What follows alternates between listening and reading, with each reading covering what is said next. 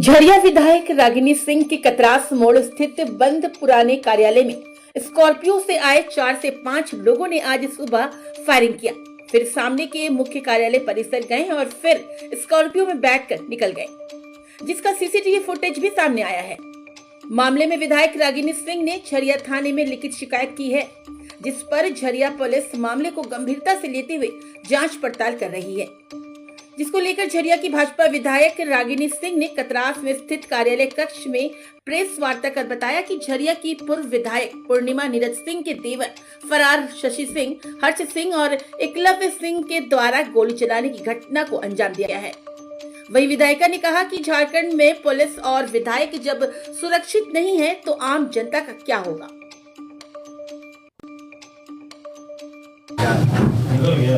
देखिए, आज की घटना आप लोग को पता है कि किस तरह से घटना घटी है, और आज तो हम बहुत बड़ा ये चर्चा करने के बहुत बड़ा विषय भी नहीं है, क्योंकि सरकार में ये रोज़ घटनाएं घटती है। तो विषय यही है कि आज सुबह 7 बजे की जो घटना घटी है, क्योंकि 7 बजे मेरा कार्यक्रम आज झरिया विधानसभा में था, और कुछ लोगों क्या बहुत लोगों को मेरा कार्यक्रम जब भी होता है तो हम ग्रुप में छोड़ देते हैं, या बहुत सारे लोगों को पता चल जाता है कि हम पूरे सार्वजनिक तरीके से सूचना करके ही आते हैं। उस मंशा से अगर कहा जाए, या जिस मंशा से कहा जाए, जिस तरह से फुटेज कैमरा में दिख रहा है कि गाड़ी में बहुत सारे लोग बैठे हैं और 2 लोग उतरते हैं बाकायदा पिस्टल के साथ, और हमारे चेम्बर को इधर उधर देखते हैं और फिर निकल जाते हैं। तो सोच सकते हैं कि उनकी मानसिकता क्या है।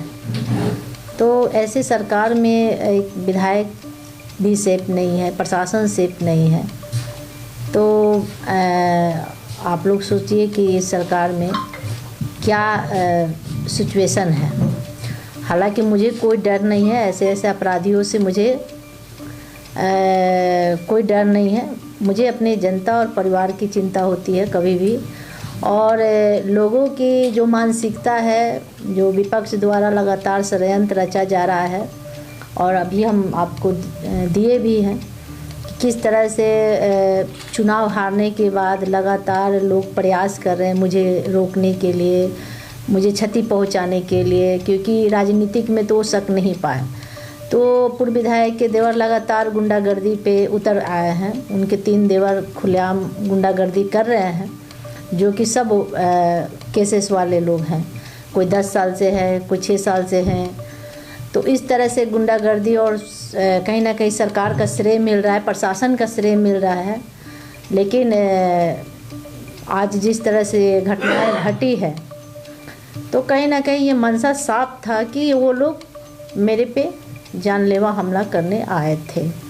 तो मैं आप सबको बता देना चाहती हूँ कि ये इसके पीछे सीधा सीधी जो 10 साल से फरार चल रहे थे शशि सिंह थे, और एकलव्य सिंह थे, हर्ष सिंह थे। सभी लोग षड्यंत्र लंबे समय से हमारे पीछे रच रहे हैं कि कैसे इनको क्षति पहुंचाया जाए। तो इस तरह से उन लोगों का लगातार प्रयास जारी है, और सीसीटीवी कैमरा आपको दिख रहा है किस तरह से, पूरा कैमरा आप लोग को दिखेगा कि 2 लोग कैसे आते हैं। पहले चेक करने के लिए आते हैं कि अंदर वो हैं कि नहीं है। तो वो लोग 2 लोग को पहले वो लोग गाड़ी से भेजते हैं। तो बाकी चीज़ें हम प्रशासन को दे चुके हैं। प्रशासन अब जांच का विषय है, प्रशासन क्या करती है वो हम लोग देखते हैं। हाँ, आगे एक स्टाफ रूम है, वहाँ कंप्यूटर कुछ अपना स्टाफ रखा है, उसमें जाकर उनको कुछ नहीं मिला तो स्टाफ रूम में जाकर फायरिंग करना, मतलब एक छोटी मानसिकता वाले लोग कहा जाए, और एक छोटा सा दहशत फैलाने का काम किया गया, और कोई बड़ी बात नहीं है। अगर किसी को लड़ना है तो हम तो बोलते हैं सामने से आके लड़िए, पीठ पीछे लड़ने से कोई फायदा नहीं है। कितनी फायरिंग हुई होगी? देखिए, जिस तरह से वहाँ के आसपास लोग बता रहे हैं कि 5 फायरिंग किया गया है, 5-6 फायरिंग किया गया है। दरवाजे पे, ज़मीन पे, दरवाजे पे लगातार 2-3 किया गया। और तो इसी तरह करके, और मतलब एक दहशत फैलाने का काम कितने किया लोग गया थे है। उस समय यहाँ पे आपके कार्यालय में?